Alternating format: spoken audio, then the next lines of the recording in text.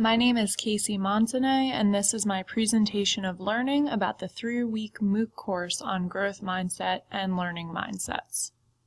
In terms of this MOOC course, I learned a lot about my own mindset, especially in terms of how my mindset can and does change depending on the situation at hand. I've been working with growth mindset with my students since August, but I was so focused on changing student mindsets rather than being focused on my own. This course reminded me that mindset needs to start with the educator first, because the educator is the role model for the mindsets occurring in the classroom.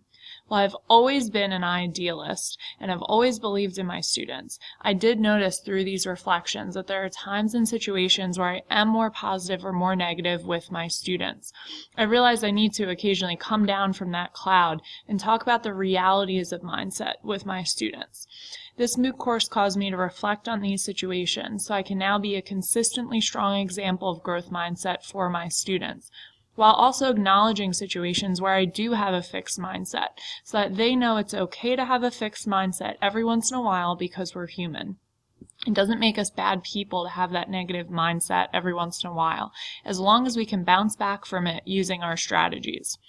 Something else that really resonated with me from this course was the concept that every system functions perfectly and that it functions in how it was designed to function. If a system is imperfect, it is likely because it was designed that way. This idea coincides with the work I'm doing with my students, especially regarding revision in my classroom, as I allow all students to revise work through the course, with the exception of the last couple of days of the marking period where I need to actually get in final grades. Students can revise as often as is needed, as long as they make that first attempt on the original due date. In my school, the system is not designed that way. Students are meant to pass or fail and move on, and grades are meant to be set with permanent due dates, as is the case at most schools in the United States. I saw this as a flaw in the system, because if my students needed to work at their own pace at any time, as opposed to the required curriculum pace, they would be doomed to fail and would receive messages that it wasn't important for them to pass in the first place.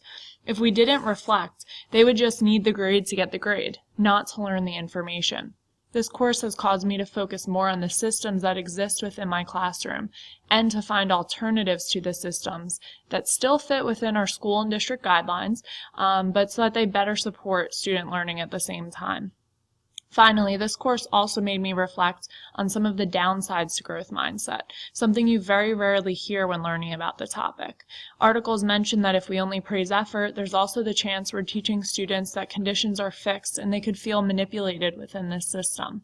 We don't want growth mindset to have a negative effect on students where they feel like they aren't capable unless they work really hard, because sometimes that isn't the reality. People do have natural talents and they shouldn't feel bad about them. In terms of changes I've made in my classroom, I think the most important change I've made is being careful in how I correct student behavior and in how I give student feedback. As educators, we all sat through courses on how to grade assignments so that students get authentic feedback. I remember a previous professor telling me she never gave her students their actual grades on their papers because she wanted them to use the feedback and not rush to see what grade they got. In terms of student feedback, I've been much more careful in my praise of students, as I focus more on effort instead of intelligence, and students check me on this because it's now a normal part of our everyday conversation in class. I also have started to give more of that formative feedback like I originally learned to do, especially for those assignments I know students will need second and third revisions to complete successfully. Students need real feedback in order to know how to improve, and it's unfair of me to assign a grade if I cannot provide them with an explanation as to why they got that grade and what they can do to be better the next time through in their revision. As I mentioned, I have an ongoing revision process in my room, but this course helped me refine how I run this revision process because it helped me reshape the scaffolds I give to students. I'm now a more active part of that revision process.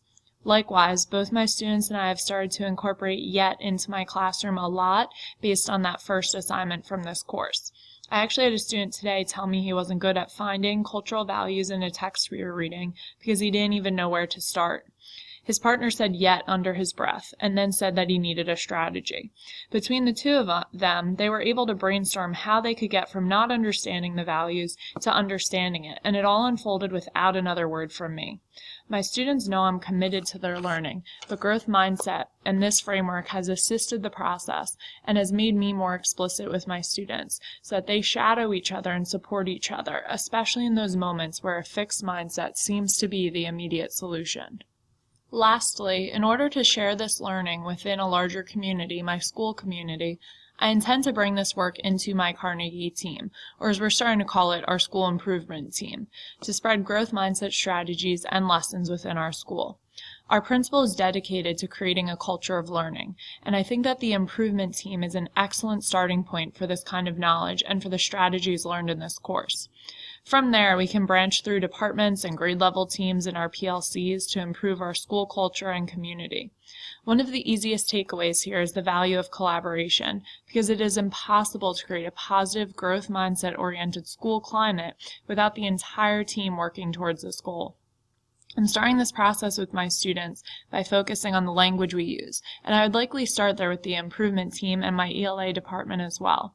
I would then move towards helping other teachers develop the strategies and know-how that can help scaffold student learning around those mindset goals. In all, this course was an excellent reflection about the work I'm already completing in my classroom, and it fits naturally with our school goals for this school year and where we are headed next.